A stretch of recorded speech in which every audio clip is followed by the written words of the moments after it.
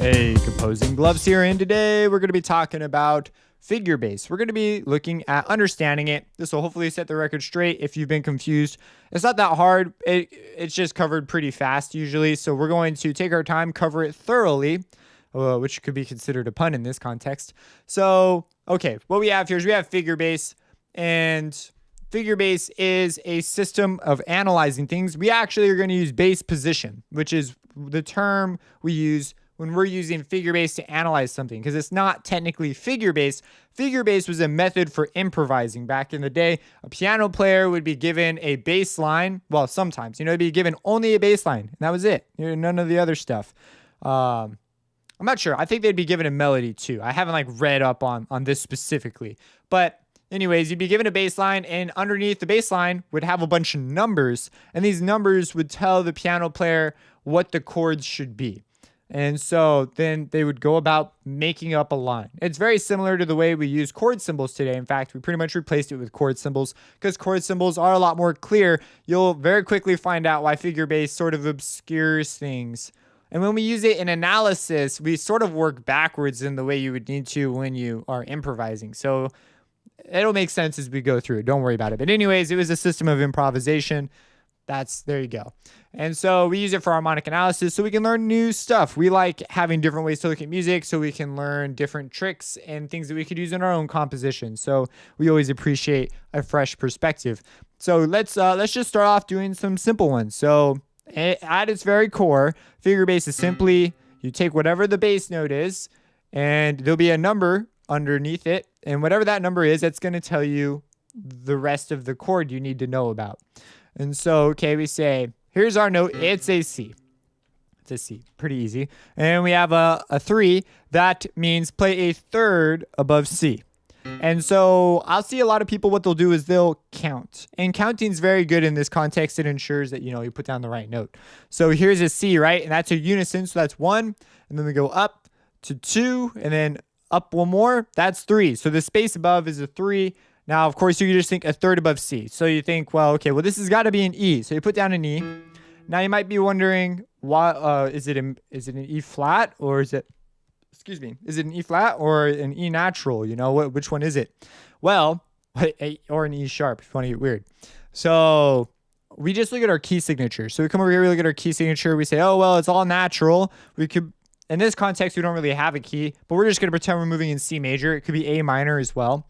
And so we say, okay, well, if in the key of C major, this would just be an E. And so if you count and just put a note down and obey the laws of the key signatures, you'll be fine. That's why counting is a pretty good idea most of the time. Watch out for accidentals if you had accidentals previously in the measure. But yeah, so cool. So we just look here, we say, oh, well, we have a C, we see a 3, we count up 1, 2, 3. There's our E, and then there you go. That's it. Now that's super easy, and I've left out notes and assumptions that we'll cover here in a second because they can be confusing. But at its essence, that's what is happening. Okay, well let's move up an example. Okay, so this one is a C, and again, this isn't technically 100% correct right here. This is just the system at work. I'll explain what a 3 by itself really means in a little bit after I've explained how the system works. Okay, so here we have another C. I would like to deselect. Thank you. Wow, that goes far. Okay, so we say, we are told, okay, so here's a C, and there's a 3 and a 5. That means we got to play a third above this. So we start at C, we go 1, 2, 3, and we wind up with the E. And then we go 4, 5, and we wind up with a G. And we say, hey, look at this. A 5, 3, when below a note, will result in a triad, a root position triad. And it will always result in a root position triad. So memorize that right now. 5, 3 will result in a root position triad. And the 3 will actually do this as well, or no figure bass will do this as well. But those are the assumptions we'll talk about. So here we have just a root position triad. And because our 5th and our 3rd are determined by our key, we wind up with a root position, a C major chord. If this was on B, let's say that this was a B, that would make this whole thing, oh, it doesn't want to give me a nice version. That would make this whole thing a B, and we would get a B diminished triad. The same thing because it's specific to the key. And so, just as an example, then we would wind up with, a different chord. So we could end up with, major, minor, whatever. This 5-3 is determined by the key. It's one of the problems some students have when they start to do this. Now we get to the more fun stuff where now we really start confusing people if we're not careful. Okay, so here we're given another C. Okay, so this is a C, but we have a 6 and a 3 below it. What does this mean? Well, let's just do our counting system. So we have a 3. So starting at C, we've done this twice now, so we know it's an E. And so we think, okay, a 6. What's a 6th above C? Well, if we count, we'll wind up on the A line, which is, well, here's an A. And then we say, well, is it a major or a minor A? And well, we think, okay, well, it's going to be, is it a major or a minor 6th? And so we think, well, in the key of C major, a 6th above is A, and the major scale it would be a major 6. So this is going to be major, or you can just look at your key signature, and there you go. So we wind up with this. But is this a C major chord? And it's not. If we look at this, it's actually an A minor chord in first inversion. And this is where students get confused, is your bass note doesn't always mean that's going to be the chord you're working with. It could be something else. And what we do is we look at our figure bass, actually. So we notice up here at 5-3, we get a root position chord. Okay, cool. At 6-3, we get a first inversion chord. We notice the 3rd is in the bass. This is an A minor chord. And when you're analyzing things, what you'll do is you'll figure out the chord first. So you don't have to look at this and say, oh, a C. You don't have to look at this and go like, oh, Jank, what is this thing? When you're analyzing, you'll figure out the chord first, and then you'll determine the figure bass. It's easier to do that way. If you were an improviser, you'd have to get good at going the other way. But this is typically, how we're going to do things. So a bit easier. So there you go. In my opinion, I think that's easier. So 6-3, memorize this. This is always first inversion. Always 6-3. 5-3, always root position. All right. Well, here we're given a 2-4. And this is a little more advanced. I threw this in here just to show how the system works purely counting. So we say so we're given a 2-4. So with this C, and so we say, okay, well, we're going to count 2 notes above. So here's C, and we go, well, that's 1, 2. So we're going to put a note on the 2. So here's our 2. And then we have a 4. And so we say, okay, well, 4, that'd be 1, 2, and then 3, 4. And so we'd have a note on the F. So if we think a second away from C would be D, and a 4th away would be F. And so we wind up with this thing. And we say, well, okay, what chord is that? And this is why we call it bass position. With this, there's some implied stuff going on here. And so we call it bass position because we use it to determine the inversion, the bass position, right? What's the inversion? So if we rewrite this, we could move these 2 notes down an octave, this D and F. And if we do that, we notice here's our D, here's our F. We notice we have this implied missing note in our root position chord. And we also notice this is a 7th chord. If we insert that note, it's an F, and we notice that this is a D minor 7 chord. And we say, wow, that's really cool, but this is like confusing. So we're going to need to practice this. But we'll talk about 7ths and more in just a sec. But we'll start with triads too first. I see a lot of times students will just jump straight to 7ths after doing like very little triad work. So I'm going to have worksheets for each. And so yeah, that's pretty much it. We have a root position D minor 7 chord. And at first it's sort of obscured. And we'll talk about specifically why we use 2-4 to notate this. We could also be a little bit more complete, and we could look at what note is missing and say, well, this is 4-2. Well, if we wanted to include the F, to be clear, what number would I need to include over here? Well, I would need to include a 6. So if I included a 6 at the top, I just also realized that my 4 should be on top of my 2. The bigger intervals always go on top. But we could have a 6 up here. And you hit Control G, by the way, to get to figure bass notation. That would mean include an F. include an F there. And now our F is no longer missing. We would have an F down here, or an A, I mean. I'm sorry. This is an A. I was thinking in treble clef, my bad. But anyways, we'd have an A down here. We'd get a D minor 7 chord, and there we go. So we have a number missing. This is another fun part of figure bass, is we sort of have to walk through some of these tricks, and there are ways of thinking about this intuitively. Don't worry, we'll talk about them. Okay, so now let's talk about some of these exceptions. So we understand the counting system, and we've even seen a couple of, like, one example of a tricky one. So, okay, let's talk about the counting system. There are a number of things we assume, because if we like wrote all these numbers every time, we just have so many more numbers. That's confusing to look at. It's easier if we just have some things we just define. So if we come down here, here's a C, if there is nothing, if there's no figure bass, that means that it is a root position triad. It is assumed to be a 5-3. So with nothing there, we end up with a root position, and this is always a triad. We assume triads, we never assume sevenths. Sevenths will always be notated. So anyways, empty thing always results in a root position triad. We don't know if it's major, minor, diminished, augmented. That's determined by the key. And in some of these, you would have to, like, for example, an augmented in the major key doesn't exist. So you would have to write an indication that it's augmented. We'll talk about that too. So, okay, nothing there. All right. Well, what if we are given just a 3?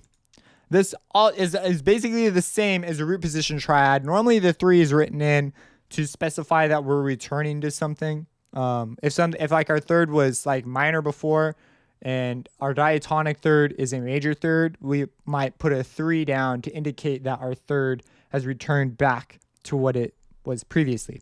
So in this case, we have C, and so this would result in the exact same chord, this 3.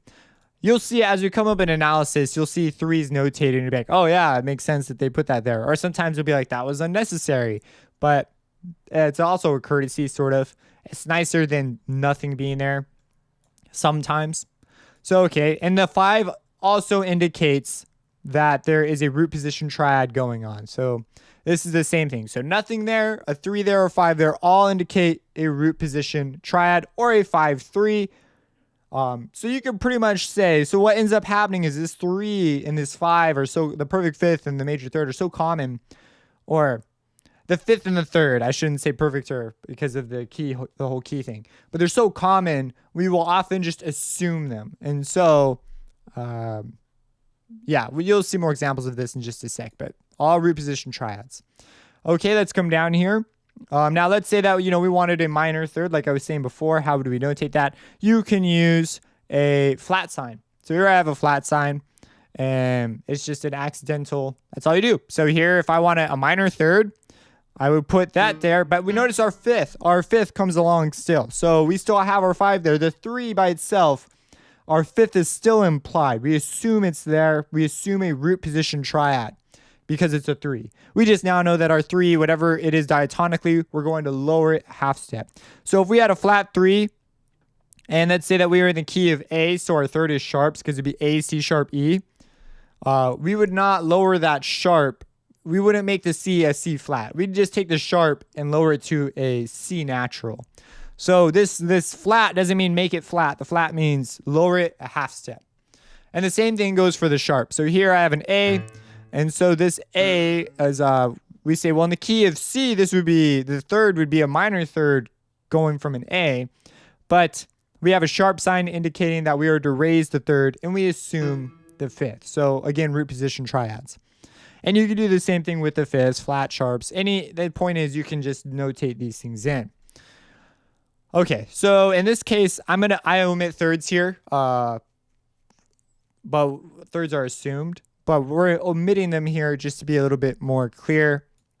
So if you see a backslash through a number, that's the same thing as a sharp sign. That's it. If you see a forward slash, you'll never see forward slashes because it's confusing if you have forward and backward slashes. I would always use sharp or flat signs personally. I think it's the most clear. But this a slash through a 6 will indicate a raised, again, raise it a half step. So here we have a note raised by a half step. And then you can indicate that also by a plus sign. I'll also use plus signs because plus signs are also very clear. So you'll see a plus sign and that'll also indicate raised. Minus signs, I don't believe there are no minus signs. You always use flat signs because the minus sign, you have a dash and the dash represents something inside of it. So it's confusing if we were to introduce a minus sign. So we don't use, for lowering things, we only have a flat sign and the other slash sign, which we omit. But for raising things, we have all sorts of ways of saying that. You got me on that one. Okay, that is weird. I'm sure there are probably reasons. Some people probably a little more schooled in the history of it. But anyways, these are all ways of raising our thing a half step. Okay, so now let's talk about working with sevenths briefly. So, or not briefly, we're going to talk about the whole shebang. So here we have a 5-3-7. So we know the 5-3 is a root position triad, so we're going to add a triad. But then if we're going to add a 7, you have to say it. So here's a 7. We say, hey, we are adding a 7, and this 7 is the 7 that's diatonic to the key we're in. So we just add a 7. So this would be a C major 7 chord in root position. So there you go, root position, C major 7. Now, okay, notice the chord is down here. Okay, so I'm just doing a diatonic example here. So this one is C major 7 down here. It's gonna be a minor chord. It'll be A minor 7 because we have now included a diatonically this is an A, which means that this triad's a minor chord, and then G is a minor 7, so it's gonna be A minor 7. So that's just showing you another diatonic example. We're thinking in keys now. It's one of the trouble spots for some students, and it'll throw you off. At some point, you're going to accidentally think in a different key or read in the wrong clef like I did earlier. So here is the figure bass from Verted Triads. All right, let's step back. We are going to look at inversions. This is really, really important. You need to memorize this. Okay, so let's say that these are the things we are given. We have a 5-3, a 6-3, and a 6-4. Okay, well, 5-3 results in a first position.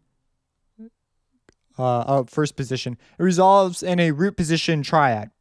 A 6-3 will always result in a first inversion, and a 6-4 will always result in a second inversion. That's just like we notice that when we do these things. These are all C major. That's not particularly important. I don't know why I decided to show you that. But 5-3, 6-3, and 6-4. So if you ever see a 6-4, you immediately think triad, second position, second inversion. If you think 6-3, you think, oh, first inversion, and 5-3 is root position, or just a 5, or just a 3. There's actually more of these things we'll talk about here in a second that you'll see notated. All right, and here's the figure bass from Verted Sevenths. So we have our seventh chords, and again, they are all the same chord conveniently. Notice if we arpeggiate it and use these things, that's how it works. So we have 7-5-3. Well, 5-3 is root position, so we know this is a root position. Our next one's first inversion. We see 5-3, but now we have a 6 on top instead. And so we need to memorize that a 6-5-3, or you could really just think of a 6-5, will indicate a seventh chord in first inversion. A 6-4-3, or you'll actually see it notated as just 4-3, because you notice how there's like 6s here. We will just assume the 6s. I'll talk about this more in just a sec. These are all just like, if we were to include every single interval notated, this is what they would look like. And so we'd have a 6-4-3 and a 6-4-2. And these, again, are things you need to memorize because you're going to see these numbers like 4-2, and you just need to know, like mysteriously know, that a 4-2 is going to be a third inversion triad with the seventh in the bass, because that's the definition of the third inversion. But there's a system. Like you could work backwards. Like you could count up and do this system.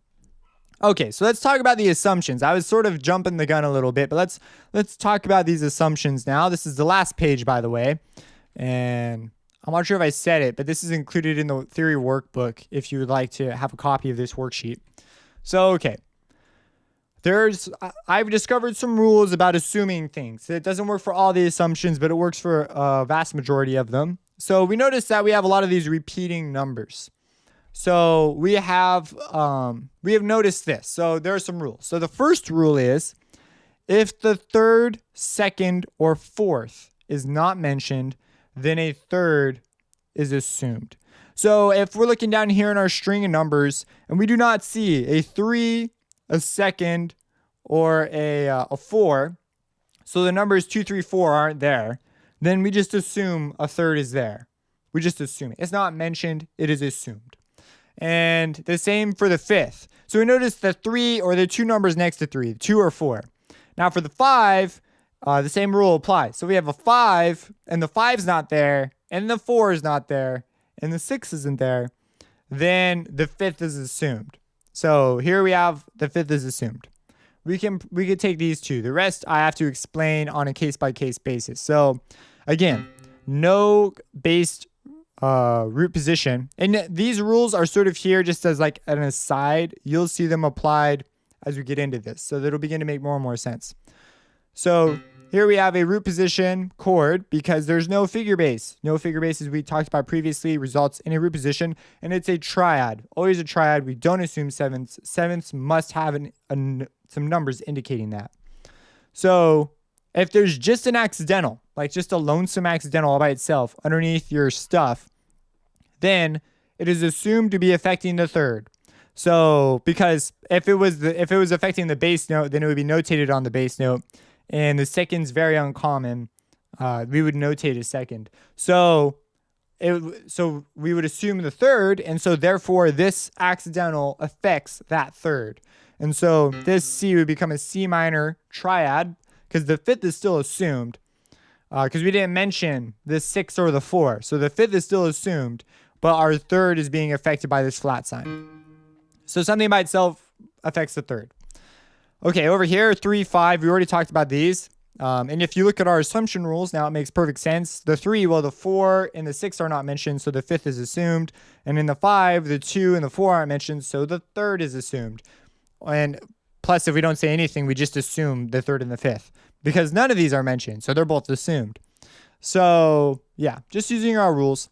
Now, here we have a 6, and we notice that the third, by our assumption rules, the fourth and the second are not mentioned, so the third is assumed. So for the first inversion chord, we'll just write a 6. It only affects the fifth. The third is there. It's so common. We just assume it's there. So we have this 6 up there now. And so a 6 underneath something indicates a first inversion triad. Cool. Okay, so now let's talk about our seventh chords. So seventh chords have their own set of rules. We look at them a little bit differently. Our assumption rules, this is where our assumption rules don't really apply. So here we have a 7, right? We have a note and a 7, and this means that our note is we are working with sevenths, and we always assume triads. So we have to indicate there is a seventh. What makes seventh chords confusing is if we look at our inversions types, the only one in shorthand that includes a 7 is the root position. So this is troublesome for people if they don't memorize it. So you got to memorize it. You got to memorize it because our system works on our assumptions. Let's just do a couple of these examples. You begin to see why the sevenths are absent. I just want to point that out, why it's a point of confusion for some people. Why I encourage memorizing. So here we assume the 5 and the third, right? So it's a root position with an added seventh. So we're just going to get whatever seventh chord would pop out diatonically. In this case, it ends up being a C major 7 chord, but it could be anything. And so that's that's our 7. We just, add a seventh on top of our stuff. So we assume the 5 and the third here as we would in the triads. So the 7 just indicates, hey, add a seventh now. So that's always root position if we just see a 7 by itself. But what about 5, 6? Well, when analyzing seventh chords, the trick to look at these things is because our assumption rules are a little weird here because these are just like 4, 2. That seems like it's just strange compared to the other ones. So here, what these actually are saying is they point out where the seventh is. So wherever the 7th of the chord is will be indicated by these numbers. So with 7th chords, that's why we don't always have to include the 7, because the 7's moving around. We can't keep using the 7 because the 7 disappears on. If we look at our key down here, here's the 7, but all these others have like a 6 at the top. So, how do we figure this out? Well, we just said, well, let's just use, whoops, let's zoom out here, zoom in. Let's just use these numbers to indicate where the 7th is. Because if we know where the 7th is, we can assume all the diatonic intervals around it. So let's just look at an example, because that sounds a little confusing at first. But here we have here's a C. And so we say 5, 6. So we say, okay, put down a C. Let's build it. Let's build it right here and now, man. So here's our C, right? And so we'll go 1, 2, 3, 4, 5. It should be G. Did I miscount? 1, 2, 3, 4, 5. Yeah, it pays to know your intervals. Intervals are better anyways. Counting, as long as you don't miscount. So, okay, and then we have a 6, so that'd be 1 above 5. That'd be the A. And then we say, all right, well, we know the 5 and the 6. This is where our 7th is. Here's our 7th. It's indicated by these numbers. But we're missing our 3rd. So we add our 3rd in. And that's it. So we might say now, keep in mind, this is not going to be a C major chord. This is going to be a first inversion chord, all right. But if this is first inversion, that means the 3rd is in the bass. So that means the C is the 3rd, which makes this an F. Or an A, my bad. It's going to be an A minor 7 chord, with G being the 7. So this indicates a first inversion 7 chord of A minor. A minor 7. So this is as you can see, that can be kind of hard to follow if you followed it. If you're pretty comfortable with chords, that should have made sense. But I understand what it's like to not be that fast with chords. So you just do exercises, you'll see it. But this points out where the 7th is, and then you fill in the intervals that are assumed. So it's going to be the 3rd. So the 3rd's assumed here, or it'll be the 5th. It'll be one of those. Okay, so let's do another one. Let's build it. Okay, so here we have a 4, 3. Our C is our bass note. So we go 1, 2, 3, 4, and then we go. Oops, I could have put the 3rd in too. So here's the 3, and then we say, well. In this case, we actually are going to put a 6th. The 6th is the missing thing. Because remember, all the other ones are missing 6s. So all these are missing 6s.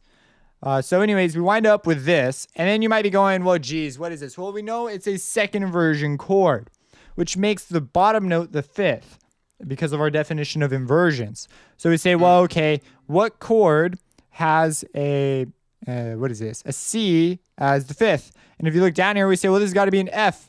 This is an F chord of some kind. And so we say, well, the 6, or we look at whatever our 7 is. If this is the 5th, that means the next note above this has got to be the 7. So we say, oh, look at this. This is the 7. It's an E. No, it's just F7. So we say, oh, this is a second inversion F7 chord. Now, I know this seems horribly bad right now, because that seems like an awful lot of extra thinking, but it gets to a point where you get pretty quick at it. I go through this process, as you just saw sometimes, if I'm really thinking hard. But when you're analyzing, you tend to get in a groove and you just start seeing things. And you get used to thinking 4-3 means a 7th chord in second inversion. 4-3 is always second inversion. 6-5 is first inversion. It pays to memorize this. And then, of course, 4-2 is third inversion, and that means our 7th is in the bass. Okay, which means if you want a trick for this one, if the 7th's in the bass, that means that if we were to move it up an octave, the next note would be our root note, right? So if you just look a second above it, you go 7, 8.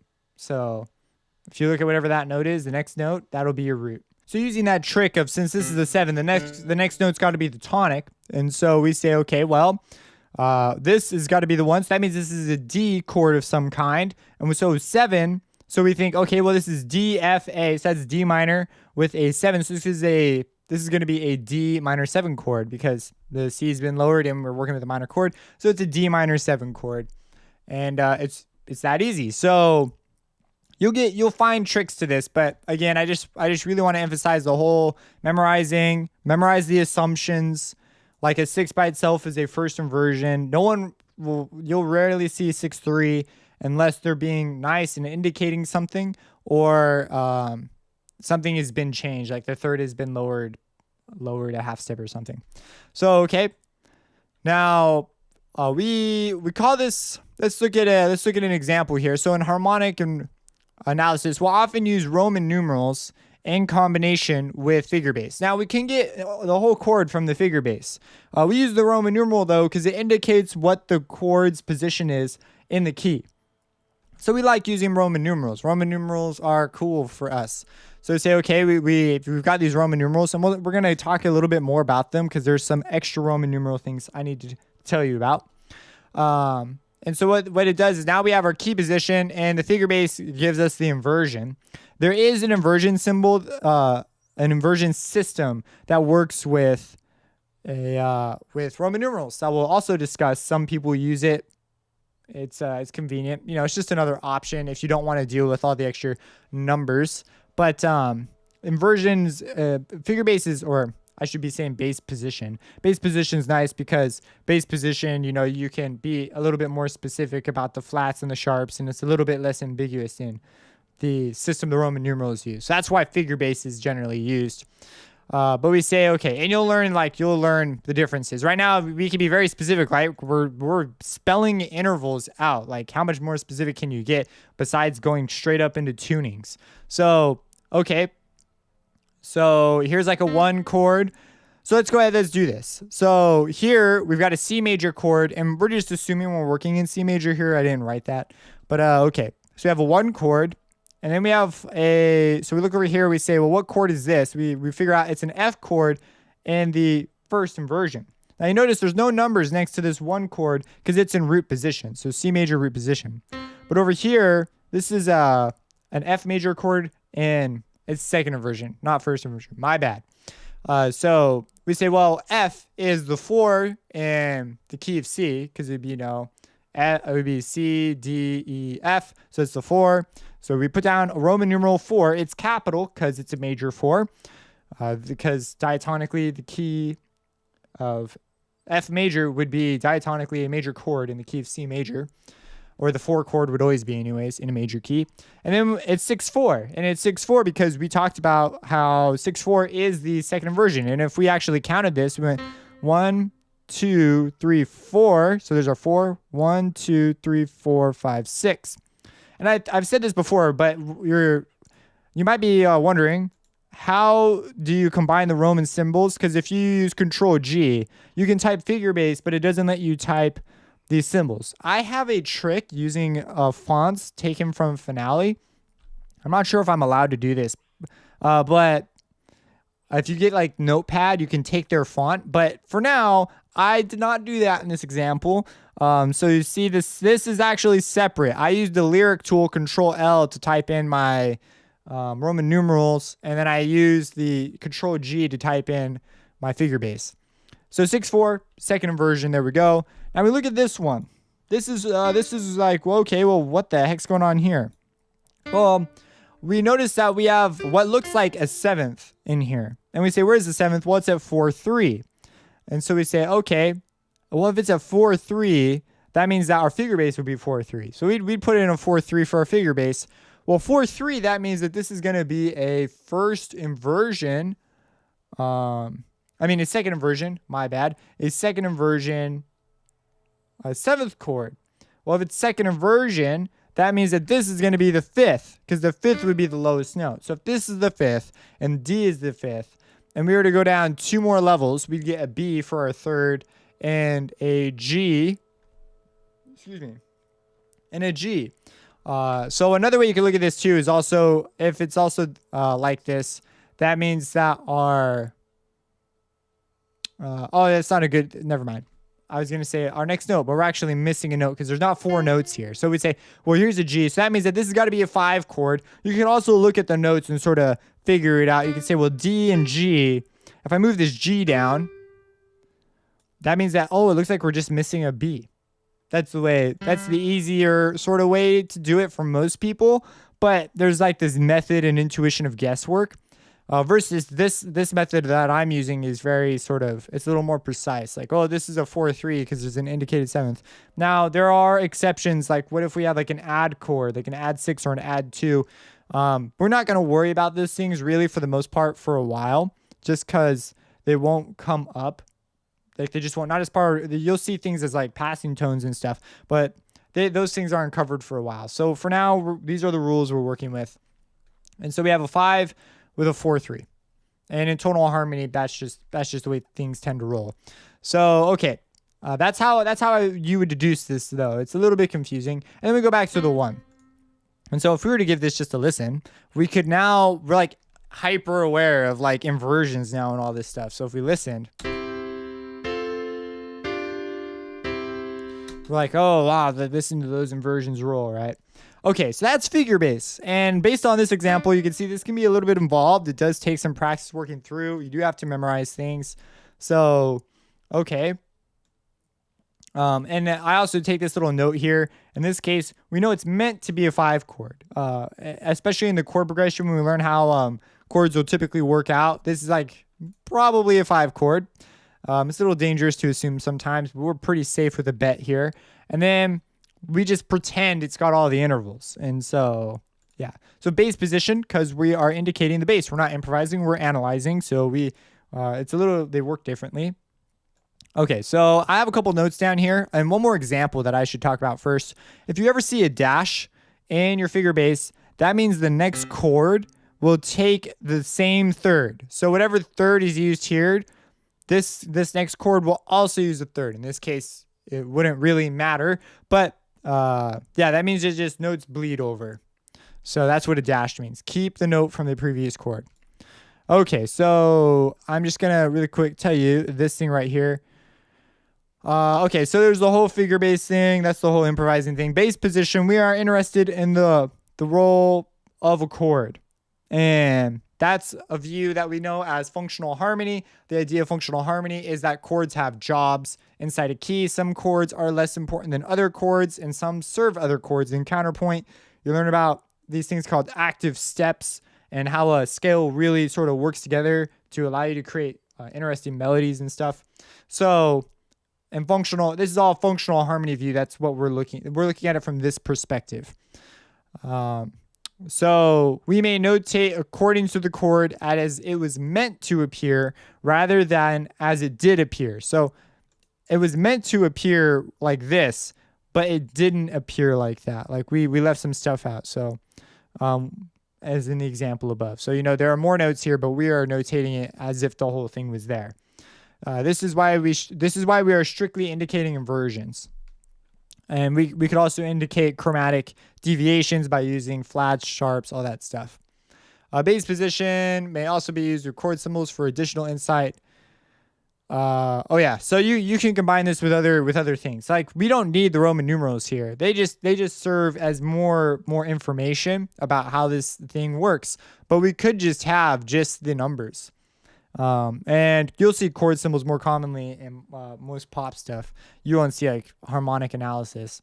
This is like really in-depth sort of. We're looking at independent, like the roles of notes and what they're doing and stuff. And I also would like to point out that if you don't get this right now, don't worry.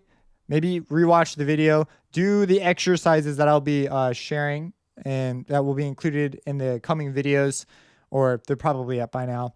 And they've got the answer keys and all that. Just do them and take your time with everyone. You will get it eventually. And also, if you feel like you're really weak in this, that means you're weak in chord building and scales and diatonic chords. Well, we're going to revisit diatonic chords in a little more depth in some coming videos as well. But anyways, those subjects you've got to be really good in. So if you're not really good in those, before you even try these, go get good at those and then do this, because this is gonna be way too hard. But if you are confident in those abilities, you are constructing chords, recognizing chords with its inversion within a key, which is, and you've got to label it appropriately. So it's like, no wonder people have a hard time, especially depending on the speed of the course, which in a lot of courses I've seen, this can sometimes be covered in as short as like a paragraph. Maybe a page is devoted to it. It depends on it, but it's just covered so fast. And they'll do exercises like like 2 lines of triads and then suddenly like 3 lines of these sevenths, and they'll call it all good. And it's like, whoa, whoa, whoa. So I give you a little bit more.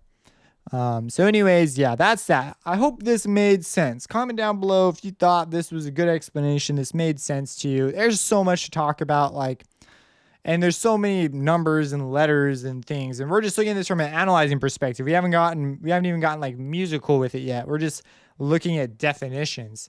When we start applying it, it gets way more interesting, and then maybe that'll give you a little more gumption to take in more of this information, because it's kind of a lot to take in one sitting. But yes, I was thinking about maybe covering sevenths in a separate video, but they're so related, I decided to do it in this one video. So yeah, if you have any questions, let me know. Subscribe, and have a blessed day.